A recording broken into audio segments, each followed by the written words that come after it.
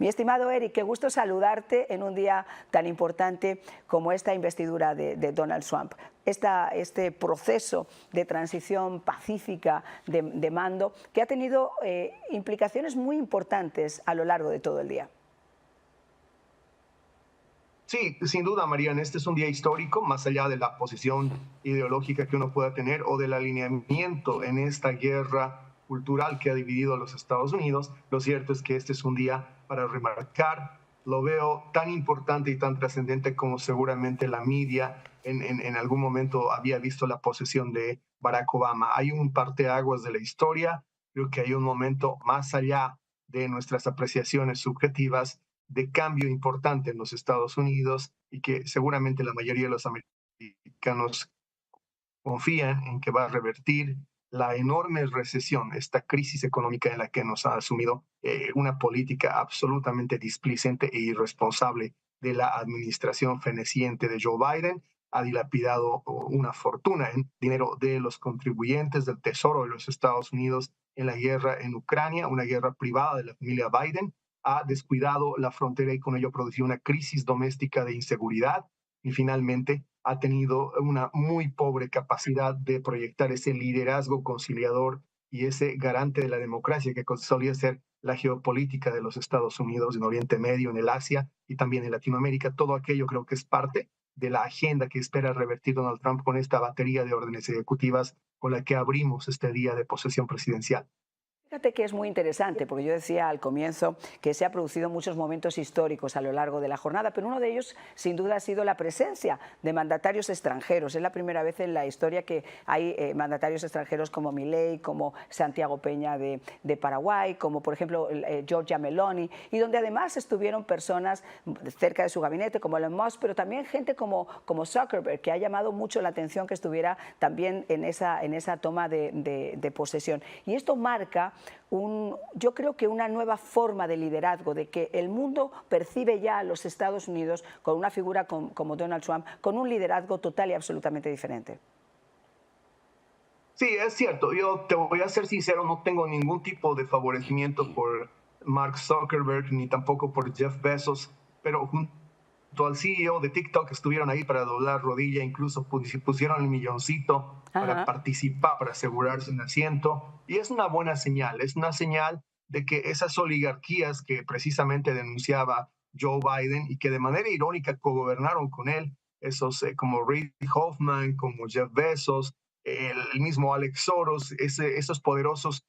capitales globalistas que les gusta influir y manipular estados, hoy día entienden que hay un nuevo chico en el barrio y que las cosas van a ser completamente diferentes y que mejor es cuadrarse y someterse al imperio de la democracia americana que intentar manipular como lo hicieron con un presidente ausente, que eso es lo que fue Biden, un presidente que hago eco de tu preocupación, disparó, firmó en lo que le pusieron delante sin siquiera tener conciencia. Quisiera creer que es como le dijo a tu colega Bari Weiss hace unas horas en una entrevista en Washington, en el espacio, sinceramente, con Bari Weiss, que el presidente Biden ni siquiera sabía que estaba firmando el ban para la explotación de hidrocarburos o para la exportación de gas en Luisiana. Yo quisiera creerlo, lo cierto es que más allá de lo que yo considere, ha habido una historia en 60 años de Joe Biden como un personaje muy oscuro, muy nefasto para la democracia americana, como senador, como vicepresidente, como presidente, y el continuum de esos desaciertos es lo que hoy día tenemos que tratar de configurar. Y es por eso que la presencia de esta gente se hace importante como un mensaje de que están dispuestos a someterse a algo que va a ser la antítesis total de la administración Biden. Pero fíjate, vamos a ir viendo algunas de las cosas que han ocurrido, obviamente, en el día de hoy. Yo creo que desde el primer momento donde se ve, por ejemplo, a Biden salir de ese famoso té que tienen que tomar juntos en la Casa Blanca, el presidente saliente, el presidente entrante, entrar en la limusín, y de la misma manera se veía, por ejemplo, a la vicepresidente, a la que era vicepresidente Kamala Harris con J.D. Vance. uno se pone a pensar, dice, qué momento amargo, porque obviamente después de 50 años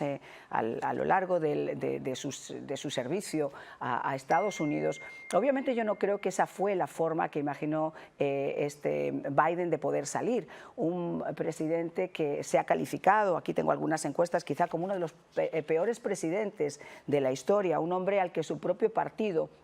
dio una especie de golpe de Estado para desbancarlo y para poder poner a Kamala Harris, quien por cierto tampoco se la veía muy feliz a pesar de ser la mujer de la eterna sonrisa acompañada de J.D. Vance, porque es una forma de tener que justificar su propia derrota. Han sido momentos difíciles. Un poquito más adelante quiero conversar contigo sobre el tema de los indultos y sobre el tema de las acciones ejecutivas, pero quiero enforzarme en este momento porque se habló mucho, por ejemplo, de cuál sería la actitud que podría tomar uno y podría tomar otro, pero desde luego en el día de hoy felices no se les ha visto. Bueno, no hay mucho por qué estar felices. Está realmente dándole todo el trabajo posible en su salida, en su evacuación. El presidente Biden a Donald Trump está tomando decisiones de Estado que no le corresponderían y que en un marco ético y en la tradición un presidente saliente ya no toma después de haber sido prácticamente revocado por el electo. Yo creo que además conociendo exprofesamente cómo se siente y cuál es la idea en política exterior sobre Cuba, sobre Venezuela, sobre Medio Oriente, sobre Ucrania, aún así, conociendo ese sentir del nuevo presidente, el saliente Biden ha tomado decisiones ejecutivas que no solamente atropellan esa voluntad tácita del nuevo presidente, sino que además, desde mi punto de vista, se inscriben en la inconstitucionalidad. Creo que la Corte Suprema, Marianne, tiene gran tarea a partir de ahora con la verificación de qué entra y qué no entra en la constitucionalidad en el marco de, por ejemplo, las indulgencias presidenciales, esto que es el Instituto de la Clemencia Presidencial. Creo que ha habido un abuso ahí, creo que se está interrumpiendo el curso del debido proceso incluso, desde mi punto de vista, los especialistas lo dirán, ahí se ha incurrido en inconstitucionalidades que ojalá repare muy pronto, no Donald Trump, sino el sistema de justicia en la Corte Suprema de los Estados Unidos como guardián constitucional. Mira, fíjate una cosa, vamos a entrar ya un poquito más en materia. Estábamos diciendo que este presidente obviamente no tendría por qué estar feliz. La gente, sobre todo en estos últimos días, ha criticado extremadamente sus medidas, sus decisiones, que han cuestionado nuevamente si es él el hombre invisible, el que ha tomado el control por unos minutos para irse, para vengarse de su propio partido, para vengarse de Donald Trump y de la nueva administración, o han sido todas esas personas que se supone que también le han ayudado o han tomado decisiones cuando el presidente no ha estado en oportunidad de poder hacerlo. Pero lo que sí es cierto es que casi esos 2.000 indultos que el señor ha dado para querer pasar a la historia como el presidente que más indultos ha dado y conmutaciones de pena, me llama la atención que esta mañana antes de irse, fíjate, solamente le faltó el abogado especial Jack Smith, el exdirector del FBI Christopher Wray, por ejemplo, o el fiscal general Merrick Garland, que también de repente estaban en veremos, pero a Fauci, o sea, indultar a un individuo como Fauci, indultar a todas las personas que tuvieron alguna participación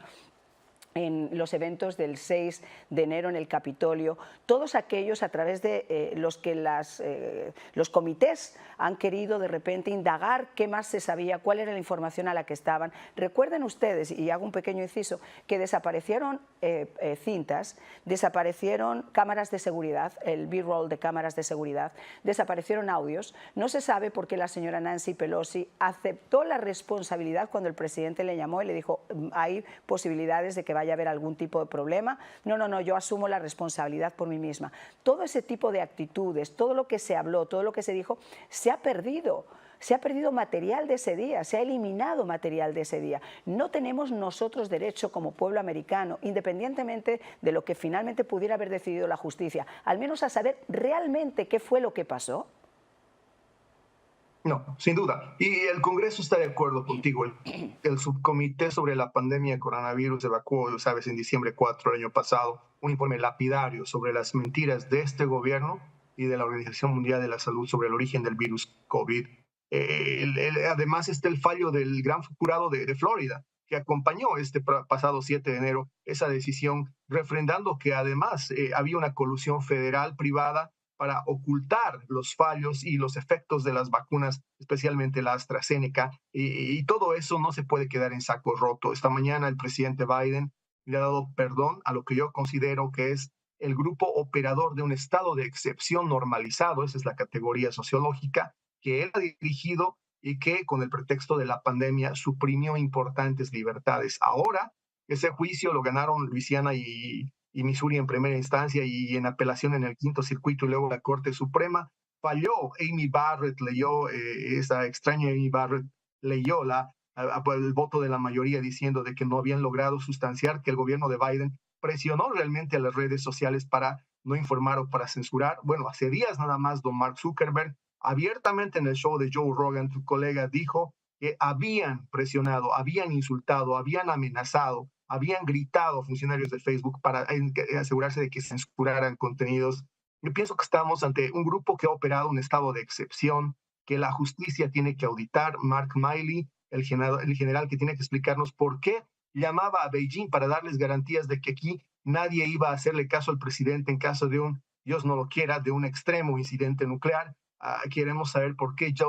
el doctor Anthony Fauci, que fue el siniestro operador de ese momento de necropolítica, que fue la manera como se administró la pandemia, las mentiras de las máscaras, las mentiras de las vacunas, puede estar absuelto si es que no ha hecho nada, y sobre todo ese comité de enero 6, Marianne, recuerda muy bien ese nefasto comité que fue la cabeza de la judicialización de cientos de americanos, no solamente el presidente Trump, y que los usaron como carne de cañón para justificar su tesis de la insurrección Trump. Deben ser auditados, deben pasar por el control de la justicia y el presidente Biden no tiene ningún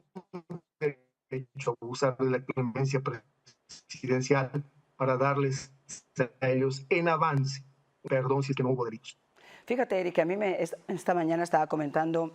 con Luis también que una de las cosas que me llamaba la atención, obviamente siempre hay personas a favor y en contra, pero lo que no se puede negar son las evidencias. Esta mañana había un juez acá, por ejemplo, que estaba diciendo que esto era una vendetta, que le parecía que era una vendetta del presidente Donald Trump hacia todos aquellos que de repente quisieron saber la verdad y quisieron actuar de una forma justa. Yo creo que es todo lo contrario. Yo lo que estoy viendo acá es que hay una colusión, incluso que implica a muchos jueces y a muchos operadores de justicia para intentar darle un framing, un marco a esto de represalia donde todavía no hay ni instancias judiciales activadas contra los supuestos perdonados. Acá lo que hay gente es curándose en salud y queriendo racionalizar con retórica barata que lo que está pasando acá es que hay miedo por todas las responsabilidades que esta gente por haber administrado un estado de excepción durante la administración Biden. Si hay un caso, yo creo que de perjurio mayor en la historia de los Estados Unidos es la de Fauci ante el Congreso, cuando negó en innumerables ocasiones que Estados Unidos, y en ese caso el laboratorio que él comandaba, había tenido alguna implicación o había financiado de alguna manera lo que estaba ocurriendo en el laboratorio de Wuhan en China. Él dijo que no. Sin embargo,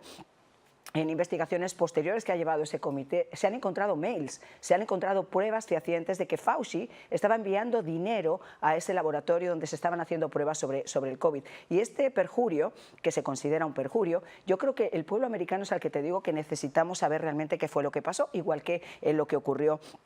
el 6 de enero. Pero estas mismas personas, esta mañana yo estaba haciendo zapping en varios canales, aseguraban algo que me ha llamado también la atención, que cómo es posible que Donald Trump fuera a llegar ahora mismo a la Casa Blanca a tratar de revocar con una orden ejecutiva lo que el presidente Biden había hecho por este país. Claro,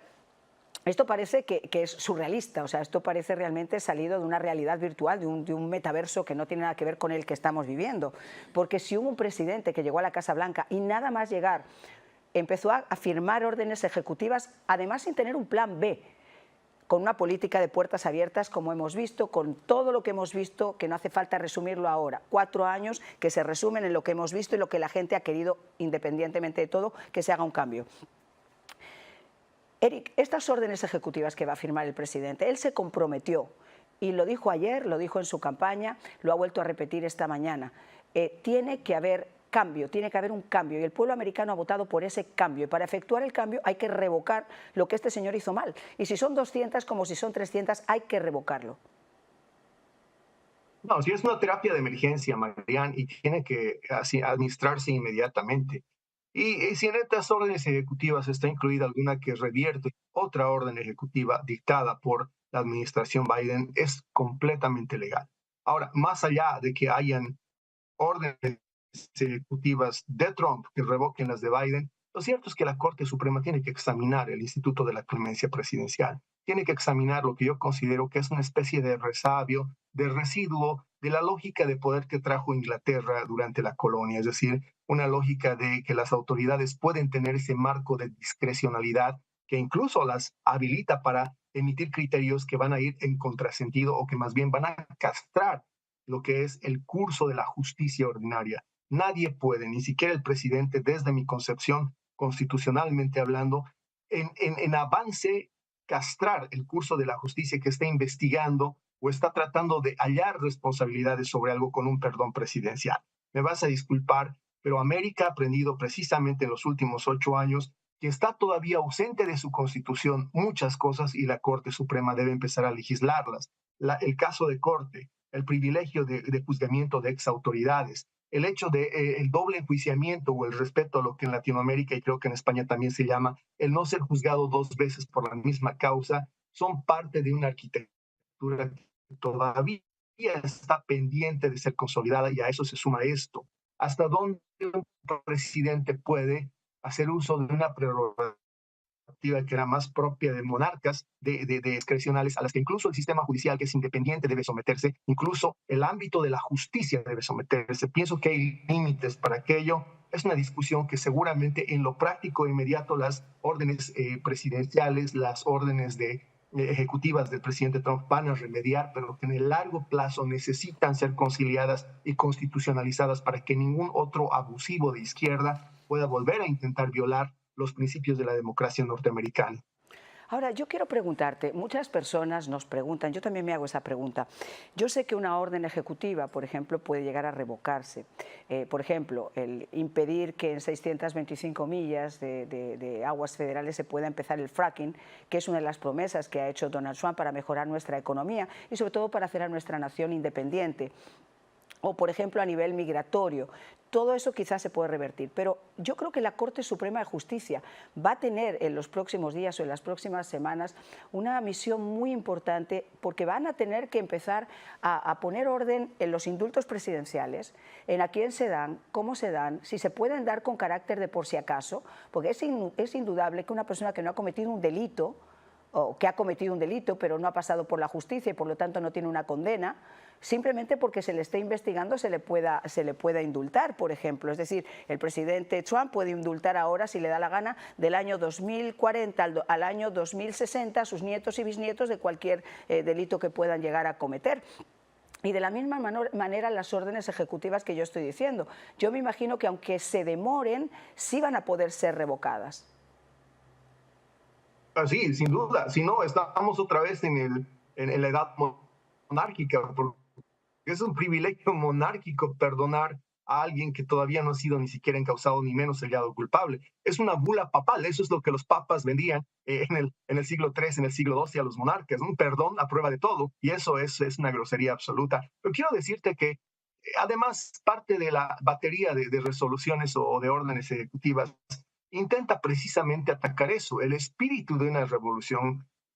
cultural. Hay una guerra cultural contra el Occidente que creo que finalmente en esta batalla clave del 4 o del 5 de noviembre se ha ganado y se ha evitado que caiga un continente entero. Por eso están ahí don Javier Milei, por eso están ahí, si no me equivoco, también el presidente de El Salvador. Hay actores políticos claves en un momento de decidir frenar el avance del socialismo, del totalitarismo socialista en el continente, en el cual la victoria de Donald Trump ha sido un primer paso. No quiero ser exitista, respeto el estado de ánimo de mucha gente que he visto ayer en el Capitol One Arena y demás, pero creo que es importante decirlo. La victoria del presidente Trump es el primer momento. No se ha ganado la guerra, se ha ganado una batalla importante. La guerra cultural continúa. Desinstalar todos esos institutos perversos, especialmente esos que imponían a las compañías norteamericanas, el DEI, una política de inclusión, equidad, que de repente era una manera de colocar agentes del globalismo woke, agentes de la ideología trans dentro de compañías en posiciones importantes. Debe parar la hipersexualización de la educación y para eso hay que desinstalar un sistema de uniones y sindicatos dentro de las escuelas públicas, los condados, los estados. Hay que parar con el hecho de que se nos quiere imponer una hegemonía de lo trans sobre la mujer el liberar no solamente a los deportes de la incursión de hombres que se autodeterminan, se autorreconocen mujeres, y lo más importante, lo que ha dicho el presidente Trump, el reconciliarnos con el espíritu mismo de la Constitución americana, más allá de las visiones laicas. Este es un país cristiano en mayoría y en esencia en su fundación, y uno de los votos más importantes es el hecho de que solamente existen dos géneros. Todas estas políticas culturales van a ser un beacon, van a ser un faro y van a fortalecer incluso también las revoluciones que están ocurriendo más abajo, las revoluciones conservadoras, las revoluciones de valores republicanos que están sucediendo en Latinoamérica. Y creo que es importante por ello que estas órdenes ejecutivas nazcan con fuerza y con el respaldo de la sociedad civil, que tiene que entender, Marianne, de que no hemos ganado todavía la guerra. Se ganó una batalla importante, pero la guerra de desarmar, de desmontar este sistema cultural e institucional woke empieza ahora, y empieza con las órdenes ejecutivas del presidente, que deben ser acompañadas en gobernanza. Pues mira, justo eso es lo que estábamos conversando con Luis. Estábamos diciendo que esto, quien piense que mañana ya la gasolina va a bajar y que vamos a vivir en un mundo perfecto, realmente no va a ser así. De hecho, después de la pausa, quiero empezar